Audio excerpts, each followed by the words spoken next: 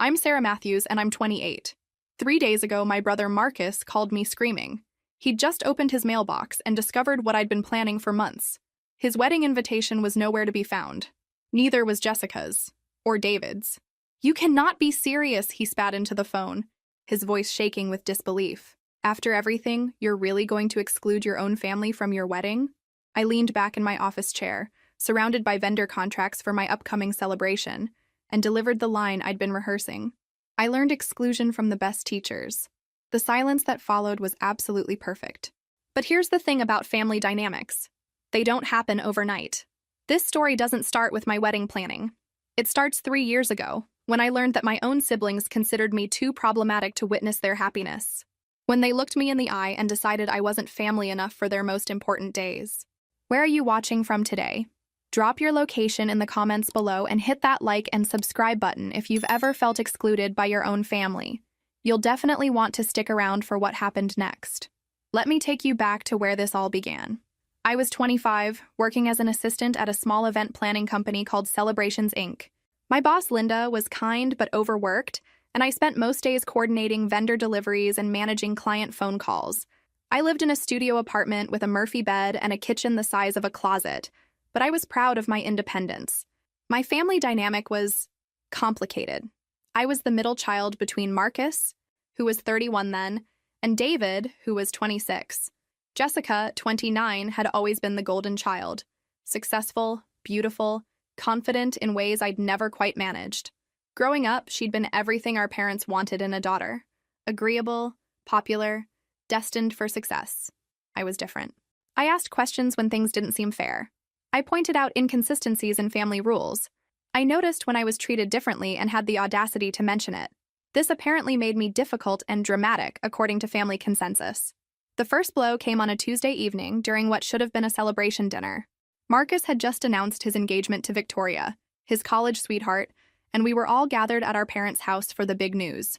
Everyone was excited, champagne was flowing, and I was genuinely happy for my brother. "We're thinking a small ceremony," Marcus said, his arm around Victoria. "Just immediate family and close friends. Maybe 60 people total." "That sounds perfect," I said, already thinking about what dress I'd wear. "What can I do to help?" The table went quiet in that particular way that signals an uncomfortable topic approaching. My parents exchanged a look I knew well. The look that meant they were about to deliver news that would hurt my feelings while pretending it was reasonable. "Sarah, honey," my mother began, using that patronizing tone I'd heard my entire life. "When Marcus says, immediate family, well, we think it would be better if you didn't come," Marcus finished, still not meeting my eyes. "Victoria and I want a completely peaceful day. No complications, no drama, no tension." I felt like I'd been slapped. What tension? What drama? When have I ever caused drama at a family event? "Christmas 2018, Jessica said immediately, "when you made that scene about the gift exchange." The scene. I'd pointed out that everyone else got thoughtful presents while I received gift cards to Target. I'd asked quietly if we could maybe set spending limits so things felt more equitable. Apparently, advocating for fair treatment constituted making a scene. "Your graduation party," David added, "when you got upset about the seating arrangement." The seating arrangement where I'd been placed at the kids' table despite being 23 and having just earned my degree. When I'd asked to move to the adult table, I was told I was being oversensitive. The family reunion, my father contributed. All that business about the photo arrangements. The photo arrangements where I'd been consistently placed in the back row or cropped out entirely, while my siblings were front and center in every shot that would be framed or shared. As they listed my crimes, a pattern emerged that I'd been too close to see clearly. Every instance of me causing drama was actually me pointing out unfair treatment and asking to be included equally. Every time I'd advocated for myself, it had been reframed as me being difficult. "I just want my wedding day to be perfect," Marcus said, as if that explained everything. "And you always find something to complain about." That night, I went home to my tiny apartment and cried until my eyes were swollen shut. Then I got angry. Then, for the first time in my life, I got determined to change something fundamental about how I allowed myself to be treated. The days following Marcus's announcement were a blur of hurt and confusion. I kept replaying the conversation, searching for clues I'd missed, trying to understand how wanting to be treated fairly had somehow made me the family villain. But the more I thought about it, the more patterns began emerging from my childhood. I remembered being 12 and asking why Marcus got a bigger allowance for doing fewer chores. "You're being jealous," my mother had said. "That's not attractive in a young lady." When I was 14 and pointed out that Jessica was allowed to stay out later despite being only 2 years older, I was told I was keeping score and making everything a competition. When I questioned why David got a car for his 16th birthday when I'd been told to save my babysitting money for my own, I was accused of being ungrateful for what we do provide. Every time I'd noticed unfair treatment, I'd been gaslit into believing the problem was my perception, not their behavior. Every time I'd asked for equal treatment, I'd been told I was being difficult. My family had trained me to believe that advocating for myself was the same as causing problems. But here's what I was finally starting to understand. A family that punishes you for noticing unfair treatment isn't actually interested in treating you fairly. They're interested in you accepting unfair treatment quietly. I called in sick to work and spent the day walking around the city, processing this revelation. By evening, I'd made a decision that would change everything. I was going to stop trying to earn my place in their lives and start building a life where I was actually wanted. The next morning, I threw myself into work with a focus I'd never had before. Linda noticed immediately. "You seem different," she said after I'd successfully coordinated 3 vendor meetings and resolved a client crisis before noon. "More confident, I guess." She was right. When you stop wasting energy trying to convince people to treat you well, you have a lot more energy for everything else. I started staying late to learn new aspects of the business. I shadowed Linda during client meetings, took notes on her techniques, and began building relationships with vendors. 2 weeks later, Jessica called. For a moment, my heart jumped. Maybe she was going to tell me Marcus had changed his mind, that the whole thing had been a mistake. Instead, she said, "Brad and I are planning our engagement party, and we've decided to have it the same weekend as your birthday." My birthday. The one day of the year that was supposed to be mine. "That seems like unfortunate timing," I said carefully, testing whether this was intentional. "Well, it's the only weekend that works for Brad's family," she said breezily. "And honestly, Sarah, you never do anything special for your birthday anyway. You'll understand." There it was. The assumption that my life, my feelings, my special day could be moved aside for their convenience. The expectation that I would understand, accommodate, and disappear quietly like I always had. But something had changed in me since Marcus's wedding announcement. Something fundamental had shifted in how I was willing to be treated. "Actually," I heard myself saying, "I'm planning something special this year. Something I've been looking forward to for months." It was a complete lie. I hadn't been planning anything. But something inside me had snapped. Some long dormant sense of self-worth that refused to be steamrolled again. "Oh," Jessica sounded genuinely surprised. She'd expected me to fold immediately. "Well, I'm sure whatever it is can be rescheduled. This engagement party is really important, and Brad's grandmother is flying in from Florida specifically for this date. My birthday can't be rescheduled." "Jess, it's been the same day for 25 years. Sarah, don't be difficult about this. Family comes first." "Does it?" I asked, because I'm not feeling very prioritized right now. The silence that followed told me everything I needed to know. Jessica had expected automatic compliance. The idea that I might choose myself over her convenience had literally never occurred to her. "Fine," she said finally, her voice tight with irritation. "Have your little party. We'll send you pictures from the engagement celebration." After I hung up, I sat in my kitchen staring at my phone. For the first time in my adult life, I'd chosen myself over my siblings' convenience. It felt terrifying and exhilarating simultaneously. That weekend, I threw myself a birthday party. Nothing elaborate. Dinner with my work friends at a nice restaurant, followed by drinks at a local bar with live music.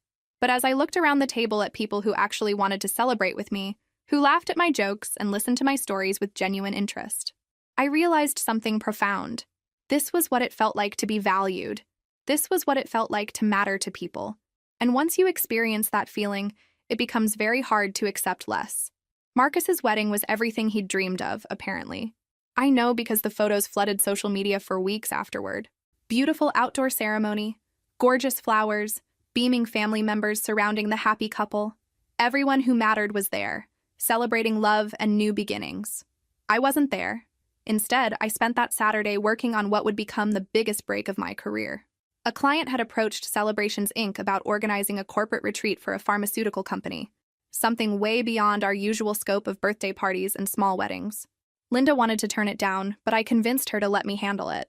"What's the worst that could happen?" I'd argued. "If I mess it up, we're no worse off than if we'd said no from the beginning. While my brother exchanged vows with Victoria, I was coordinating catering for 200 executives, managing transportation logistics, and ensuring the retreat center had everything needed for a successful 3-day event. The work was challenging in ways that energized rather than exhausted me. The retreat was a massive success.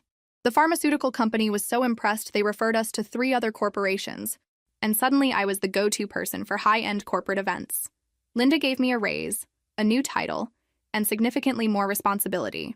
For the first time since college, I felt like I was building something meaningful instead of just surviving paycheck to paycheck. But the real test of my new mindset came 6 months later. During a family dinner I'd been surprised to be invited to. We were sitting around the table at my parents' house making small talk about work and weather when Jessica made her announcement. "Brad and I have set our wedding date," she said, practically glowing with excitement. "Next March, we're planning a beautiful ceremony. Just immediate family and close friends." I didn't even look up from cutting my food. "That sounds lovely. I hope you have perfect weather. It's going to be at the Botanical Gardens," she continued, clearly expecting more enthusiastic engagement. "Very elegant, very intimate, maybe 40 people total." "Intimate," I repeated neutrally. "How nice." There was something in my tone that made the table go quiet. Jessica was studying my face, probably trying to figure out why I wasn't asking about bridesmaid dresses or offering to help with planning. "You could help with some of the setup if you want," she said finally, as if throwing me a bone. "Since you're in the event business now, maybe coordinate some of the vendor deliveries or something." The condescension in her voice made my jaw clench. She was offering to let me work her wedding after making it clear I wouldn't be attending as a guest. She expected me to provide free labor for an event I was excluded from. "I'll be busy that weekend," I said simply. "Doing what?" "Working. I have a client event that weekend." It was true. I just booked a luxury wedding for the same weekend, and the deposit alone was more than I used to make in 2 months. "Surely you can reschedule for family," my mother interjected, using that tone that had always made me feel guilty before. "Family always comes first." I set down my fork and looked directly at her. "Does it, Mom? Because when I wanted to be family at Marcus's wedding, I was told I'd complicate things. Now I'm family when you need free labor, but not family when it comes to celebrating together?" The table went dead silent. David looked uncomfortable. My father focused intently on his food. Jessica's face flushed red. "That's completely different," she said. "How?" "You know how." "Actually, I don't." "Explain to me how it's different." She couldn't. None of them could. They'd created a system where I was family when they needed something from me, but not family when it came to including me in their joy. They expected unconditional support while providing conditional acceptance. I said, standing up and gathering my purse. "I'll skip the rest of dinner. I have client calls to make." As I headed for the door, Jessica called after me. "You're really going to choose work over family?" I turned back to look at her. This sister who had consistently chosen her convenience over our relationship, her comfort over my feelings, her priorities over mine. "I'm choosing people who actually want me there," I said quietly. "There's a difference. Have you ever experienced that moment when you finally stop accepting less than you deserve? When you realize that the people who claim to love you should actually act like they like you too? Share your story in the comments below, because what happened next changed everything. The year following Jessica's wedding announcement became a period of unprecedented personal growth. Without the emotional drain of constantly trying to prove my worth to my family, I discovered I had enormous reserves of energy for building the life I actually wanted. My professional reputation in corporate event planning began growing rapidly. The pharmaceutical retreat had showcased my ability to manage complex logistics under pressure, and word spread through Chicago's business community. I started getting calls from Fortune 500 companies, nonprofit organizations, and high-end wedding planners who needed someone reliable for their most challenging events. Linda, who had originally been hesitant about expanding beyond our traditional scope, became my biggest advocate. "Whatever shift happened in you this year," she said, after I successfully managed a 3-day conference for an international tech company, "it's been incredible to watch. You have a confidence now that clients immediately trust." She was absolutely right. When you stop questioning your basic worth, you can focus entirely on demonstrating your competence. When you're not constantly trying to manage other people's comfort with your existence, you can channel that energy into excelling at what you do. I moved out of my studio apartment into a 1-bedroom in Lincoln Park. I bought a reliable car that didn't require weekly mechanic visits. I started taking evening classes in advanced event management and luxury hospitality. Most importantly, I began saying yes to social invitations from colleagues and clients. building a network of professional relationships that felt genuinely supportive. That's how I met Daniel. He was the keynote speaker at a charity gala I was coordinating for a children's hospital. Dr. Daniel Chen, a pediatric surgeon who had pioneered a new technique for treating congenital heart defects. He was scheduled to speak about the intersection of medical innovation and community support. I was doing my final walkthrough of the ballroom when he approached me during the cocktail hour. "Are you Sarah Matthews?" he asked, extending his hand. "I wanted to thank you personally for the coordination of tonight. The way you've managed to make this hotel ballroom feel warm and intimate while accommodating 300 guests is remarkable." "Thank you," I said, genuinely surprised by the specific compliment. Most people just said nice job without really understanding what went into creating the atmosphere. "I have to ask," he continued, "would you be available for private events? My hospital is planning a fundraising gala next year, and after seeing your work tonight, I'd love to discuss having you coordinate it." That conversation led to coffee the following week to discuss the hospital gala. Coffee led to dinner to continue planning conversations. Dinner led to the realization that we both enjoyed long walks along Lake Michigan and had strong opinions about the best deep dish pizza in Chicago. Daniel was different from any man I'd dated before. He was successful without being arrogant, confident without being controlling. He asked thoughtful questions about my work, my goals, my opinions on everything from architecture to social justice. Most importantly, he seemed genuinely interested in my answers. 3 months into our relationship, he met my family situation head-on. "You don't talk about your siblings much," he observed one evening over dinner. "Are you close with them?" "It's complicated," I said, falling back on the explanation I'd used for years. How complicated? I found myself telling him about Marcus's wedding exclusion, Jessica's engagement party scheduling, the pattern of being included only when they needed something from me. I expected him to suggest I was overreacting, or that family relationships required more patience and understanding. Instead, he was quiet for a long moment. Then he said, "That sounds exhausting. Having to constantly prove you deserve basic consideration from people who are supposed to love you unconditionally." His simple validation meant more than years of therapy might have. He didn't try to fix my family relationships or convince me to be more understanding. He just acknowledged that their behavior was problematic and that my feelings about it were reasonable. "You know what I've noticed?" he said as we walked home that night. "When you talk about your work, your face lights up. You get animated and passionate. When you talk about your family, you look tired, like you're carrying something heavy." He was right. I hadn't realized how much emotional energy I'd been spending on managing family dynamics until I started redirecting that energy toward people who actually appreciated it. The validation of being in a healthy relationship began highlighting just how dysfunctional my family dynamics had always been. Daniel's family welcomed me warmly from our first meeting. They asked genuine questions about my work, remembered details from previous conversations, and included me naturally in their gatherings. The contrast was startling. "Your girlfriend is delightful," Daniel's mother, Patricia, told him after a Sunday dinner where I'd helped with cleanup without being asked. "She's got such interesting stories about her work, and she actually listens when other people are talking. That's rarer than it should be." Being around the Chen family showed me what functional family dynamics looked like. They disagreed sometimes, but respectfully. They teased each other, but without cruelty. They celebrated each other's successes genuinely, without competition or resentment. Most importantly, they seemed to actually enjoy spending time together. Meanwhile, my own family continued operating exactly as they always had. David announced his engagement 6 months after Jessica's wedding, and I knew immediately what was coming. "Sarah," he said when he called, his voice carrying that particular tone my siblings used when they were about to deliver disappointing news while pretending to be reasonable. "Rachel and I have set our wedding date, and I wanted to talk to you before you heard it from Mom and Dad." "Let me guess," I said, not looking up from the vendor contracts I was reviewing for an upcoming corporate anniversary celebration. "Small ceremony, immediate family only, and I'm not immediate enough." The silence stretched long enough that I wondered if the call had dropped. "Look," he finally said, "it's not about you personally. It's about keeping things simple, avoiding any potential drama," I finished for him. "Complications, tension. Yes, I've heard this before." "You know it's not about your worth as a person," David said, but his voice lacked conviction even as he said it. "Isn't it, though?" I asked, genuinely curious. Because if 3 siblings independently decide that the same sister's presence would ruin their most important day, what conclusion should that sister draw about how her family sees her? "It's not like that." "It's exactly like that, David. You've all decided that I'm fundamentally incompatible with your happiness. That my very existence creates problems that need to be managed rather than embraced. I could hear him sigh heavily. Fine, have it your way. I will, I said, and meant it more than I'd ever meant anything. After hanging up, I felt something I had never experienced after these conversations before. Complete peace. Not devastation, not desperate disappointment, not frantic mental calculations about what I could change to earn their acceptance.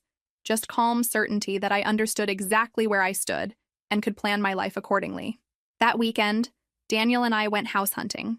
We'd been talking about moving in together, and my family's latest confirmation of their priorities had clarified something important for me. I was ready to build my own traditions with someone who chose me consistently.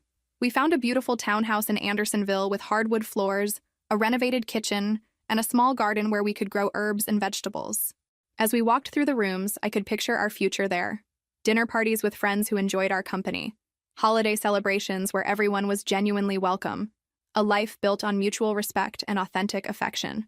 This feels right, Daniel said, wrapping his arms around me in the empty living room that would soon be filled with furniture we chose together. It really does, I agreed, leaning back against his chest. 6 months later, he proposed in that same living room, now furnished with a comfortable sofa and bookshelves we'd assembled together. It wasn't elaborate or orchestrated, just honest and perfect and exactly right for who we were as a couple. Sarah, he said, dropping to one knee between our coffee table and the window where morning light streamed in, I love how strong you are. I love how you've learned to value yourself the way you deserve to be valued. I love that you refuse to settle for relationships that don't feed your soul. Will you marry me and let me spend the rest of my life showing you what it feels like to be someone's first choice every single day? Through tears of pure joy, I said yes. And for the first time in my life, I felt like the most important person in someone's universe. Not because I'd earned it through perfect behavior or endless accommodation, but simply because he saw my worth and celebrated it. Planning our wedding became the professional and personal challenge of my lifetime. Daniel and I wanted something elegant but authentic, meaningful but not pretentious. After extensive research, we chose Ravenswood Manor, a restored Victorian mansion with gardens that would be perfect for an outdoor ceremony followed by indoor reception. Creating our guest list felt like the most honest exercise I'd ever undertaken. Daniel's extended family, who had embraced me completely. Our mutual friends from work and social circles.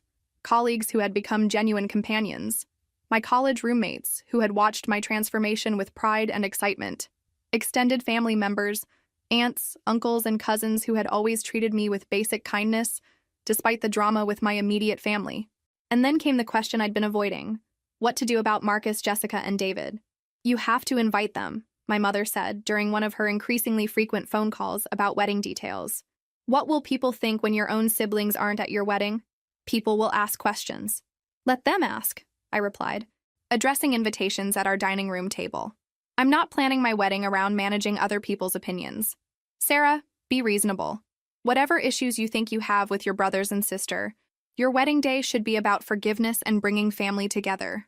I set down my calligraphy pen and took a deep breath. Mom, they've made it very clear through their actions that I'm not part of their family celebrations. Why would I include them in mine? That's completely different. How is it different?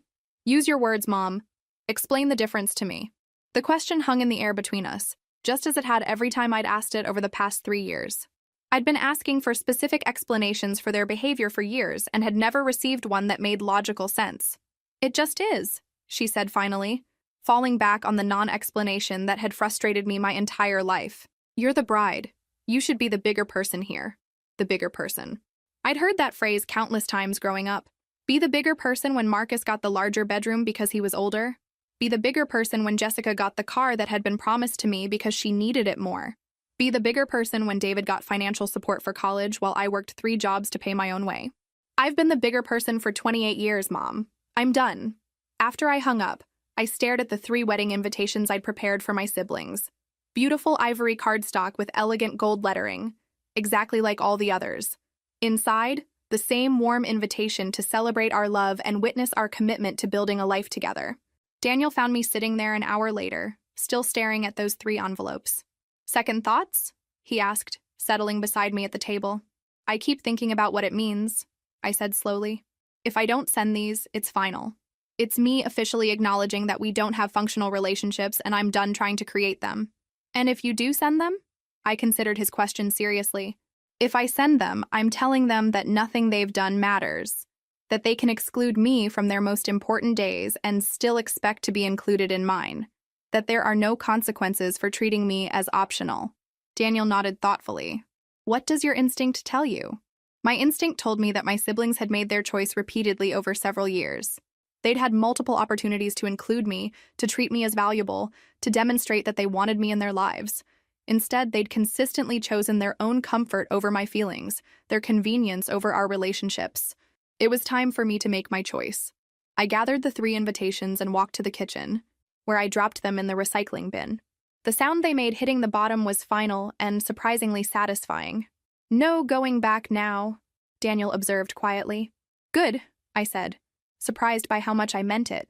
The invitations we did mail out were received with enthusiasm and genuine excitement. Our friends couldn't wait to celebrate with us. Daniel's family called to offer assistance with planning details. My extended relatives sent warm notes expressing their joy for my happiness and their admiration for the life I'd built. But I knew the real test was coming. My siblings were about to discover that their little sister had finally learned to exclude them right back. And based on their past behavior, I was certain they wouldn't handle that revelation gracefully. What I couldn't have predicted was just how far they'd be willing to go to try to force their way back into my life, or how strong I'd become in protecting the peace I'd worked so hard to create. The phone calls started exactly 3 days after the invitations were delivered. Marcus was first, and his voice carried that particular combination of disbelief and indignation I'd heard whenever his expectations weren't met. Sarah, I think there's been some kind of mistake with the mail service, he said without preamble. Victoria and I never received our wedding invitation. I was in my office at Celebrations Inc., reviewing final details for a corporate merger celebration. The irony of planning a joyful event while having this conversation wasn't lost on me. There was no mistake, I said calmly, making notes about floral arrangements. The silence that followed was so complete I could hear him breathing. Sarah, he said finally, his voice tight with controlled anger, you cannot be serious about this. I'm completely serious. But we're your family. We're your brothers and sister. Those words, the same words they dismissed when I'd wanted to be included in their celebrations, hung between us now, loaded with years of contradiction and hypocrisy. Are we family, Marcus? Because when I wanted to witness your happiness, you told me I was a complication that needed to be managed. When I wanted to celebrate Jessica's love story, I was told I'd create drama. When I wanted to support David's new beginning, I apparently wasn't immediate enough family to qualify. Those situations were different. How? I interrupted. The same question I'd been asking for years. How are those situations different from this one? Use specific words, Marcus. Explain to me how excluding me from your wedding was different from me excluding you from mine. Another long silence. I could practically hear him scrambling for an explanation that would make sense, some logical distinction that would justify their behavior while condemning mine. We were trying to avoid potential conflict, he said eventually. Congratulations, I replied smoothly.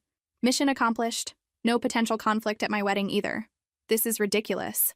Sarah, you're our sister, and you're my brothers. But somehow that wasn't enough to earn me a place at your celebrations. Why should it be enough to earn you places at mine? I heard him take a sharp breath, probably realizing that I was applying their exact logic back to them. We can work something out, he said, his tone shifting toward negotiation. We can talk through whatever issues you think. Actually, we can't. I cut him off, returning my attention to the vendor contracts on my desk. My venue has limited capacity, and I've invited people who actually want to celebrate with me. There's simply no room for anyone who considers my presence optional in their lives. After I hung up, something interesting happened. Instead of the guilt, anxiety, and desperate need to fix things that had always followed confrontations with my family, I felt nothing. Just calm certainty that I'd handled the situation exactly as it needed to be handled. 2 hours later, Jessica called. Her approach was more strategic, more emotionally manipulative. Sarah, honey, she began, her voice dripping with artificial sweetness. I think there might have been some confusion about the wedding invitations. I know you're upset about the past, but surely we can move beyond all that now. There's no confusion, Jessica, just consequences. Look, I understand you felt hurt by our wedding decisions, but this is your wedding. It's supposed to be about love and forgiveness and bringing families together in celebration. I almost laughed at the selective philosophy. Really? Because your wedding was about keeping family apart. David's too. Marcus's as well. But now that it's my turn, suddenly weddings are about bringing everyone together? Don't be petty, Sarah. Petty. the word they'd always used when I dared to stand up for myself, when I refused to accept poor treatment without complaint. You know what's actually petty, Jessica? Uninviting your sister from your wedding because you've decided her personality is incompatible with your happiness. You know what else is petty? Scheduling your engagement party on my birthday because you knew I wouldn't fight you on the date. This isn't petty. This is accountability. But we're family, she said, falling back on the refrain that had lost all meaning. No, Jessica. Family doesn't systematically exclude each other from life's most important moments. Family doesn't treat each other as problems to be managed rather than people to be celebrated. You taught me that I'm not your family. I'm just finally accepting the lesson. The conversations with David followed the same pattern, but his strategy was pure emotional manipulation. Mom has been crying for days, he said without any greeting when I answered his call. Dad doesn't understand how his only daughter could exclude her brothers from her wedding. They're heartbroken, Sarah. Is this really what you wanted?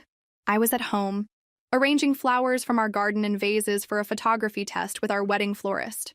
The simple domestic task felt grounding while navigating his attempt to guilt me into compliance. Where were Mom and Dad's broken hearts when you three decided I wasn't family enough for your weddings? I asked. Trimming stem ends with precise cuts. That wasn't the same thing. Stop saying that. The words came out sharper than I'd intended. Months of frustration finally breaking through my carefully maintained composure. Stop telling me it wasn't the same thing without explaining how it was different. I'm exhausted by accepting non-explanations and pretending they make sense. You're being completely unreasonable, David said. Am I? Let's discuss reasonable. Is it reasonable to expect your sister to help plan your wedding while excluding her from attending it? Because that's what Jessica did. Is it reasonable to ask your sister to coordinate vendor deliveries for a ceremony she's not invited to witness? Because that's what Marcus suggested. Is it reasonable to spend 28 years treating someone like a second-class family member and then demand first-class treatment in return? We never treated you like... Yes, you did. I arranged white roses in a crystal vase, their beauty a sharp contrast to the ugliness of our conversation.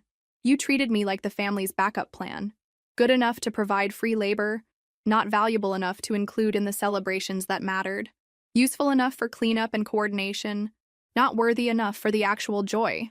What do you think will happen when my siblings realize that their pressure tactics aren't working? Drop your predictions in the comments below, because they were about to discover just how far I was willing to go to protect the peace I'd fought so hard to create. The individual phone calls were just the beginning. Within a week of my siblings' failed attempts at manipulation, my parents launched a coordinated campaign that would have impressed any military strategist. My mother called twice daily, alternating between tears and anger. My father sent long emails about family loyalty and the importance of forgiveness. Extended family members began reaching out, clearly having been recruited to apply pressure from multiple angles. Your cousin Jennifer called me, Daniel mentioned one evening over dinner. She wanted to understand my perspective on the family situation. What did you tell her? That it's not my place to have a perspective on how you handle relationships with people who've spent years treating you poorly. He reached across our small dining table to squeeze my hand. But I did mention that anyone who's watched you flourish since you stopped trying to win their approval might understand why you're not eager to reinvite that toxicity into your life. The pressure campaign intensified as our wedding date approached. My mother began showing up at my workplace, creating scenes in the Celebrations Inc. lobby until I agreed to talk with her. My siblings started driving by our townhouse at random hours, leaving notes on our door asking for just 5 minutes to talk. The breaking point came when Marcus ambushed me in the parking garage of my office building on a Wednesday evening. I was exhausted from coordinating a 3-day pharmaceutical conference, looking forward to going home and having quiet dinner with Daniel. Instead, I found my older brother leaning against my car, his face a mask of barely controlled frustration. "Sarah, we need to talk," he said, stepping into my path as I approached with my keys. "No, Marcus, we don't." I walked around him toward the driver's door. 5 minutes, just give me 5 minutes to explain." Something in his voice, a vulnerability I'd rarely heard from him, made me pause. When I turned around, he looked genuinely distressed rather than just angry or frustrated. "Fine," I said, setting down my briefcase. 5 minutes. "I don't understand how we got to this place," he began, running his hands through his hair in a gesture I remembered from childhood. "I don't understand how you can throw away our entire relationship over wedding invitations." "I didn't throw away our relationship, Marcus. You did. 3 years ago, when you decided my presence would diminish your wedding joy. I'm just finally accepting the reality you established. But we're family," he said, falling back on the refrain that had become meaningless through repetition. Are we? Because family doesn't leave family standing alone in restaurant lobbies while they celebrate at tables that mysteriously have no room for them. Family doesn't schedule their happiest moments in ways that emphasize your exclusion. Family doesn't treat you like an obligation they're trying to minimize. Marcus was quiet for a long moment, and I could see him actually thinking, rather than just defending himself automatically. Maybe we handled things badly, he said finally. Maybe we made mistakes. But Sarah, this is your chance to be better than us. This is your opportunity to show us what real family looks like. I stared at him, amazed by the audacity of the request. You want me to show you what real family looks like by rewarding you for showing me what fake family looks like? You want me to demonstrate love by accepting people who have consistently demonstrated that they don't actually like me? I want you to forgive us. I have forgiven you, Marcus. Forgiving you doesn't mean pretending it didn't happen. It doesn't mean giving you access to hurt me again in the same ways. It means accepting that you are who you are and choosing to build my future around people who are capable of better. 2 weeks before the wedding, Jessica tried a completely different approach. She appeared on our doorstep on a Saturday morning, tears streaming down her face, looking more vulnerable than I'd seen her since we were children. Sarah, please, she sobbed when Daniel answered the door. I'm begging you, don't destroy our family over this. Daniel looked at me questioningly, and I nodded. He led her into our living room, where she collapsed onto our sofa like her legs wouldn't hold her weight anymore. I've been thinking about what you said, she began when her crying subsided enough for her to speak clearly, about how we excluded you from our celebrations. And I realize we might have hurt you more than we understood. I sat across from her, curious to see where this new strategy was leading. We did hurt you, didn't we? She continued. When we didn't invite you to our weddings, we made you feel like you didn't matter to us. It was closer to a real acknowledgement than I'd ever received from any of my siblings. But something about her phrasing bothered me. You didn't make me feel like I didn't matter, Jessica. You demonstrated that I didn't matter. There's a difference. She flinched at the correction. Okay, we demonstrated that you didn't matter to us. We were wrong. Why? I asked. Why did you decide I didn't matter enough to witness your happiness? Because, she struggled with the words, clearly uncomfortable with genuine self-reflection. Because you always questioned things. You pointed out when things weren't fair. You never just went along with family decisions without analyzing them. And there it was, the closest thing to honesty I'd ever gotten from any of them. They'd excluded me from their most important moments because I had the audacity to notice unfair treatment and the courage to mention it. They'd decided my personality was fundamentally incompatible with their comfort. So you excluded me from your weddings because I wouldn't pretend to be happy about being excluded from other things? When you put it like that, it sounds horrible. It was horrible, Jessica. You made me feel like there was something wrong with me for wanting to be treated fairly. You made me believe that expecting basic respect was the same as being difficult. She was crying again, but quieter now. I'm sorry. I'm really, truly sorry. It was the first genuine apology I'd ever received from any of my siblings. It meant something, but not enough to change my decision. I appreciate that apology, I said carefully. But Jessica, you didn't come here to make amends. You came here to try to get yourself invited to my wedding. This isn't about acknowledging the harm you caused. This is about wanting something from me. Can it be both? Not really. If you were truly sorry for the pain you caused, you'd respect my decision to protect myself from experiencing it again. You'd understand that actions have consequences, even when family members are the ones taking the actions. 1 week before our wedding, my parents demanded what they called a final family meeting. All 5 of us, they insisted. Time to resolve this situation once and for all before it permanently damaged our family relationships. I almost declined. Daniel encouraged me to go, suggesting that maybe direct confrontation would finally lead to the honest conversation that had been avoided for years. You've been managing this through phone calls and doorstep conversations, he pointed out. Maybe it's time to have the discussion that actually addresses everything at once. We met at my parents' house on a Sunday afternoon that should have been spent on final wedding preparations. The living room felt smaller with all 5 of us in it, tension thick enough to disrupt normal breathing patterns. I sat in the chair I'd claimed as mine during childhood, while my siblings arranged themselves on the sofa like a united front.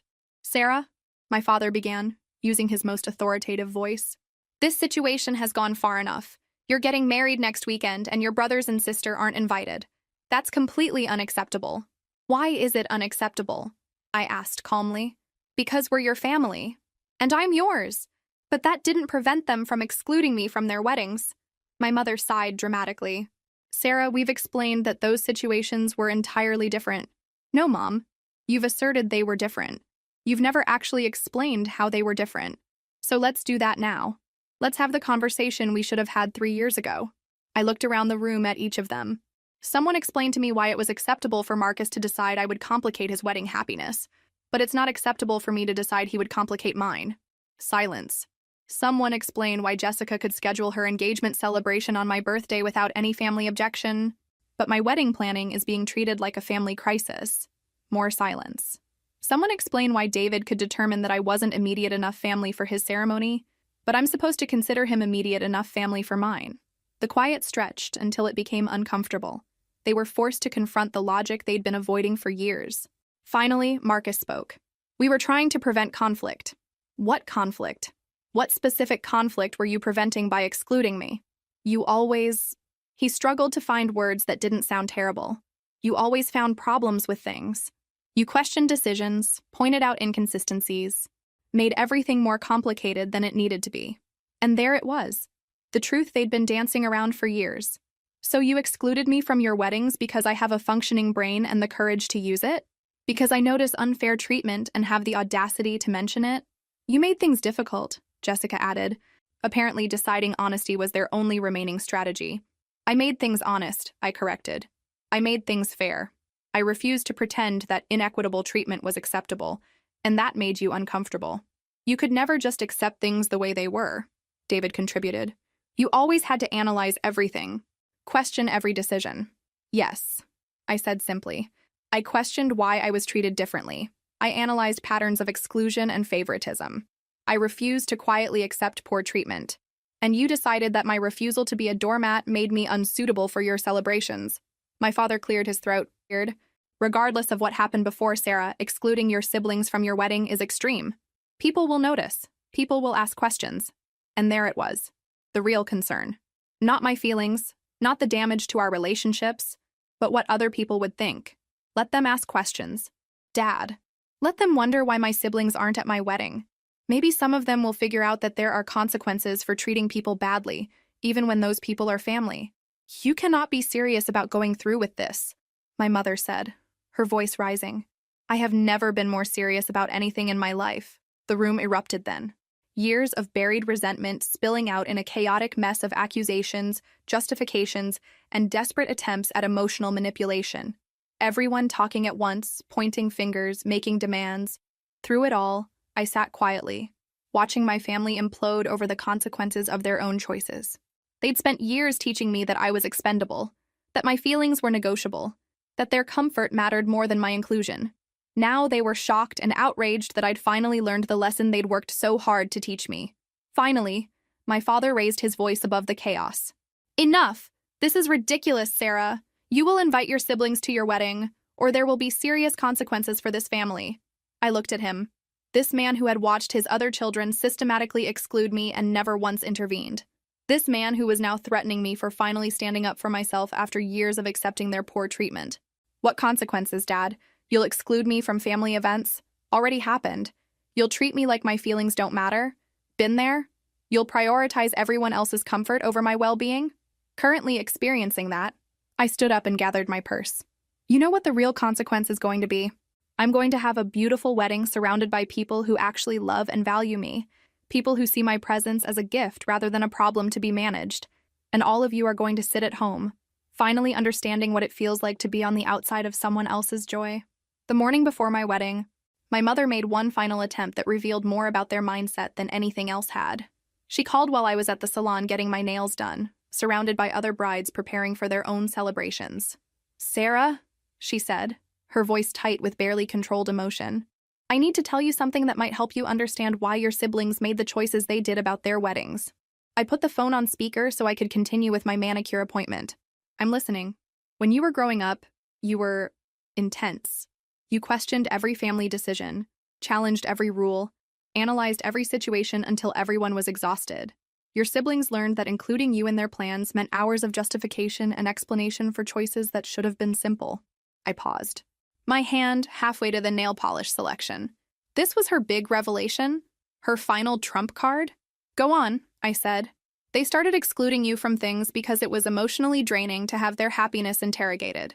They wanted to enjoy their celebrations without having to defend every choice to someone who seemed determined to find problems. I set down the phone and really looked at my mother's name on the screen. This woman who had raised me, who was supposed to protect and advocate for me, was calling the day before my wedding to tell me that my siblings had been right to exclude me. "Mom," I said slowly, "do you understand what you just told me? I'm trying to help you understand their perspective. You told me that my siblings excluded me from their weddings because I asked questions and expected explanations for unfair treatment. You just confirmed that they punished me for having critical thinking skills and refusing to accept inequitable treatment without comment. You made everything difficult. I made everything fair," I interrupted. "I made everything honest. I refused to quietly accept poor treatment, and that was uncomfortable for people who preferred to avoid difficult conversations." The other customers in the salon were trying not to listen, but I could see them exchanging glances. My voice had gotten louder without me realizing it. "Sarah, you have to understand." "No, Mom, you have to understand. You just called me the day before my wedding to justify why my siblings found my basic personality traits so objectionable that they couldn't tolerate my presence at their celebrations. You called to tell me that I deserved to be excluded because I wouldn't quietly accept unfair treatment." I could hear her breathing on the other end, probably realizing her strategy had completely backfired. "Do you know what you've just confirmed for me?" I continued, my voice calmer now but absolutely certain. "That I was right to protect myself from all of you, that I was right to choose people who see my questions as engagement rather than annoyance, who see my honesty as strength rather than difficulty. That's not what I meant." "It's exactly what you meant, Mom. And it's exactly why none of you will be at my wedding tomorrow. Because I finally learned the lesson you spent 28 years teaching me. I can't count on my family to choose me, so I better choose myself first. Sarah, please. I have to go, Mom. I have a wedding to prepare for. A wedding filled with people who love me exactly as I am. Questions, honesty, and all." After I hung up, I sat in the salon chair, feeling something I'd never experienced before. Complete clarity about my family dynamics. For years, I'd wondered if maybe I was too sensitive, too demanding, too difficult. Maybe I was creating problems where none existed. My mother had just confirmed that I'd been right all along. They hadn't excluded me because I was genuinely problematic. They'd excluded me because I had a backbone, because I stood up for myself, because I expected to be treated with basic respect and wouldn't pretend to be happy when I wasn't. They'd excluded me because I refused to be a doormat, and they found strong women inconvenient. The revelation was both painful and liberating. Painful because it confirmed that my family had systematically punished me for positive traits: independence, critical thinking, self-advocacy. Liberating because it meant the problem had never been me. The problem was their inability to handle anyone who didn't automatically acquiesce to their preferences. "Everything okay, honey?" asked Maria, the nail technician, who had been pretending not to listen to my conversation. "Everything's perfect," I said, and realized I meant it completely.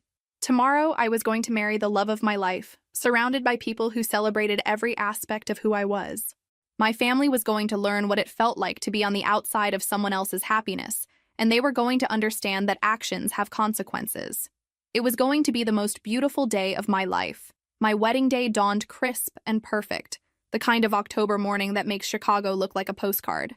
I woke up in the bridal suite at Ravenswood Manor, surrounded by the women I'd chosen as my support system: my maid of honor Emma from college, my bridesmaids from work and various friend circles, and Daniel's sister Rebecca, who had welcomed me into their family with genuine warmth from our first meeting. "Ready for the best day of your life?" Emma asked, bringing me coffee and fresh fruit from the Manor's catering service. "I've been ready for this for months," I replied, and I meant it with every fiber of my being. The morning passed in a beautiful blur of hair and makeup, photographs in the Manor's garden, and final preparations. My dress was everything I'd dreamed of. Elegant ivory silk with delicate beading that caught the light, classic lines that would look timeless in photos years from now. As I looked in the full-length mirror, I saw a woman who had fought for her happiness and won. "You look absolutely radiant," Rebecca said, adjusting my veil with the care of someone who genuinely cared about my joy. "Daniel is going to lose his mind when he sees you. Happy tears, I hope? The happiest." An hour before the ceremony, my phone buzzed with messages I'd been expecting, but hadn't been dreading. "Marcus, it's not too late to change your mind. We're all here waiting if you decide to do the right thing. Jessica, I'm dressed and ready in case you come to your senses. David, This is your last chance to fix our family before you break it forever. I showed the messages to Emma, who rolled her eyes. Even today, they're trying to make it about them instead of celebrating you. Let them wait, I said, deleting the messages without responding. I have a wedding to attend. The ceremony was everything Daniel and I had dreamed of and more. The manor's garden was transformed into something magical. White flowers everywhere, string lights creating perfect ambiance even in daylight, chairs arranged in intimate rows that made everyone feel included in our joy. Daniel looked devastatingly handsome in his navy suit, his eyes bright with tears of pure happiness as I walked down the aisle. Our officiant, Daniel's college roommate Michael, spoke beautifully about love that sees and celebrates rather than tries to diminish or change. "Sarah," Daniel said during his vows, his voice steady despite his tears, "you taught me that love isn't about settling for someone who tolerates you. It's about finding someone who sees your strength, celebrates your authenticity, and chooses you every single day, not despite who you are, but because of who you are. I promise to stand with you, support your dreams, and create a partnership built on mutual respect and genuine admiration." My own vows were simpler but felt just as profound. Daniel, you saw me when I couldn't see myself clearly. You valued me when I'd forgotten my own worth. You chose me when others didn't. And that choice changed everything about how I see myself and what I believe I deserve. I promise to build a life with you based on honest communication, shared values, and the kind of love that makes both people stronger. There wasn't a dry eye among our guests. People who were there because they genuinely wanted to witness our happiness, not because obligation or guilt had forced their attendance. During the reception, I was surrounded by warmth and authentic celebration. Our friends toasted our love with heartfelt speeches. Daniel's parents welcomed me formally into their family, with words that made me cry happy tears. My aunts and uncles, who had watched my struggles with my immediate family over the years, expressed their pride in the strength I'd shown and the life I'd built. "You made the right choice, sweetheart," my Aunt Linda said during dinner. "Family isn't just about shared DNA. It's about people who show up for your joy and support you through difficulties." As the evening progressed, I found quiet moments to step outside onto the manor's terrace. The view was spectacular. The garden where we'd been married now lit with candles and fairy lights, the sound of laughter and music drifting from the reception hall, the Chicago skyline twinkling in the distance. Daniel found me there as I was taking in the magnitude of what we'd created together. "Any regrets?" he asked softly, wrapping his arms around me from behind. I leaned back against his chest, feeling completely at peace with every choice I'd made. Not a single one. "Even about your family?" The question deserved an honest answer. Did I feel sad that my siblings weren't there to witness this joy? Yes, absolutely. Did I regret protecting myself from people who had repeatedly demonstrated that my presence was optional to them? Not for a second. I spent 28 years auditioning for roles in their lives, I said quietly. Tonight, I celebrated with people who never made me try out for their love. We stood together in comfortable silence, looking out over the celebration we'd created. Behind us, our chosen family was dancing, laughing, creating memories that would last our entire marriage. People who had shown up not because they had to, but because they wanted to share in our happiness. "Mrs. Chen," Daniel said, using my new name for the first time. "I love the sound of that," I replied, turning in his arms to kiss him. As we headed back inside to rejoin our celebration, my phone buzzed once more. A message from Jessica. "We saw photos on social media. You looked beautiful. We know we have no right to say this, but we're proud of you." I showed the message to Daniel, who raised an eyebrow. "Are you going to respond?" I looked around at our reception. Friends cleaning up cheerfully, sharing stories from the evening, planning future gatherings at our home. I looked at my new husband, this man who had seen my worth from the very beginning and never wavered in his commitment to celebrating it. I looked at the life we were building together, founded on respect, honesty, and genuine partnership. "Maybe someday," I said, putting the phone away without responding. "But not tonight. Tonight is about celebrating what we've built, not mourning what was lost." And as we rejoined our party, dancing to songs chosen because we loved them, rather than because they would make other people comfortable, I knew I'd made every decision correctly.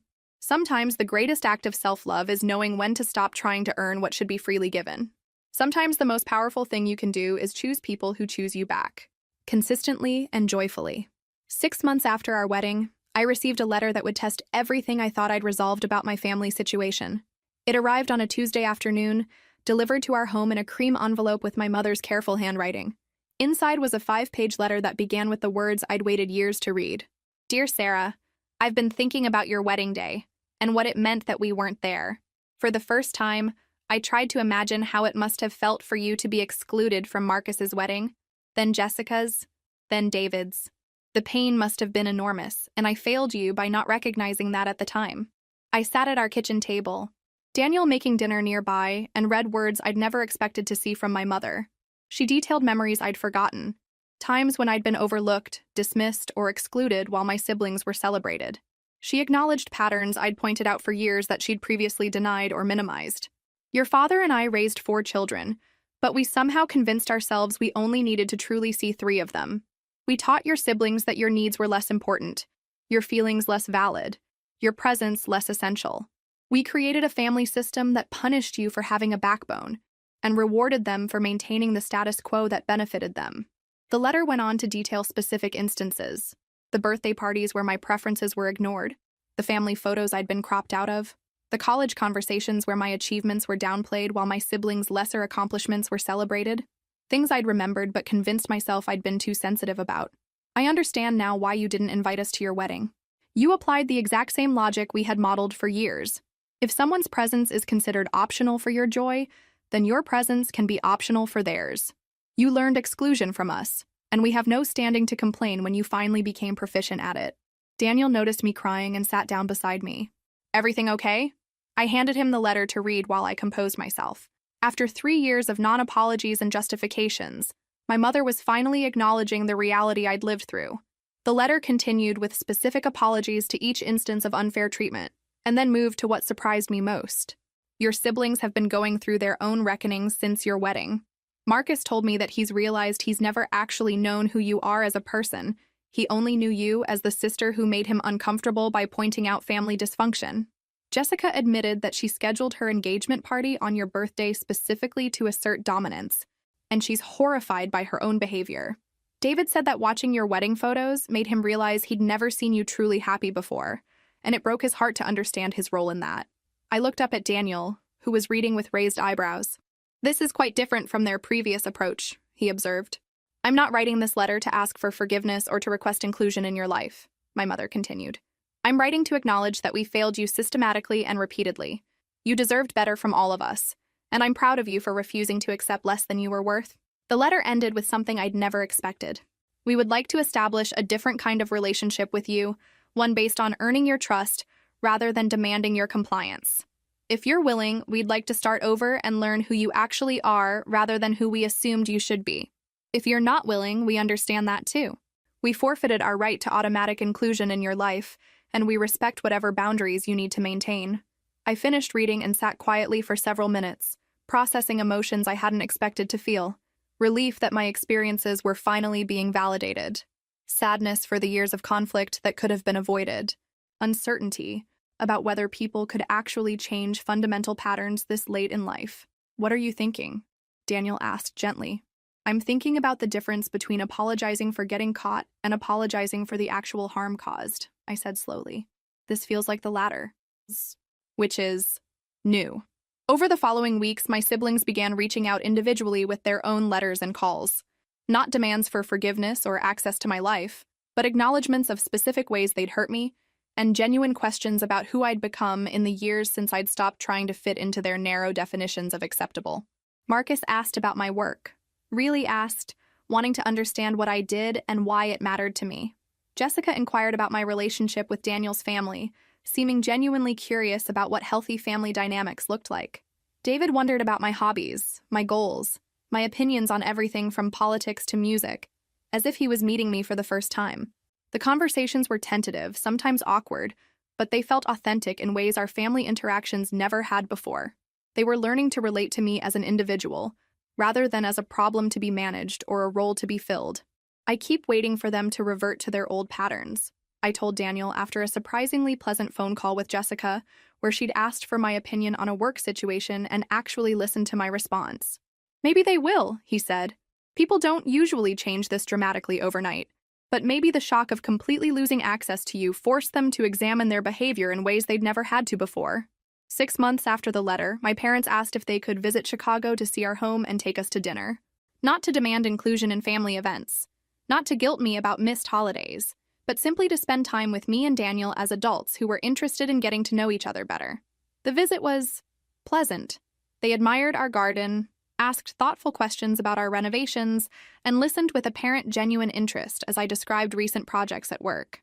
They treated Daniel with the respect and warmth they should have shown from the beginning, acknowledging his importance in my life and happiness. Most surprisingly, they didn't mention my siblings once during the entire weekend. They focused entirely on building a relationship with me, on understanding who I'd become, on demonstrating through actions that they valued my presence in their lives. "I never thought I'd see your parents act like they actually like you," Daniel observed after they left for the airport. "I never thought they actually did like me," I admitted. "I thought they just felt obligated to tolerate me because I was related to them." A year after my wedding, Marcus asked if Daniel and I would like to join him and Victoria for dinner sometime. Not a family gathering, not a holiday obligation, but a social invitation between couples who might enjoy each other's company. Jessica suggested we all meet at a cooking class she'd found, something fun and low pressure where we could interact as adults with shared interests, rather than people trapped in dysfunctional family roles. These interactions felt completely different from our previous family dynamic. No one was trying to manage my reactions or minimize my presence. They seemed genuinely interested in my thoughts, my experiences, my relationship with Daniel. They treated me like someone they actually wanted to spend time with, rather than someone they felt obligated to include. The change wasn't perfect or complete. There were still moments of awkwardness, times when old patterns threatened to resurface. But there was something fundamentally different about how they approached relationships with me now, with curiosity rather than judgment, with respect rather than condescension. "Do you think this would have happened if you hadn't excluded them from the wedding?" Daniel asked one evening after a surprisingly enjoyable double date with Marcus and Victoria. I considered the question seriously. "No, I don't think so. I think they needed to experience the consequences of their choices before they could understand the impact they'd had on me. They needed to lose access to me completely before they could appreciate what they'd been taking for granted." 2 years post-wedding, our family relationships were still evolving, still fragile in some ways, but built on a foundation of mutual respect that had never existed before. My siblings had learned to see me as an individual with value rather than a problem to be managed. My parents had learned to appreciate qualities they'd once tried to suppress. Most importantly, I'd learned that sometimes the most loving thing you can do is enforce consequences for poor treatment, even when those consequences are painful for everyone involved. If this story resonated with you, make sure to like and subscribe for more stories about finding the courage to value yourself enough to demand better treatment from others. Remember, family isn't just about who you're related to. It's about who shows up for your happiness consistently and without reservation. Sometimes the greatest gift you can give people is the opportunity to miss you enough to change how they treat you. Thank you for listening to my story, and remember, you teach people how to treat you by what you're willing to accept. Choose wisely.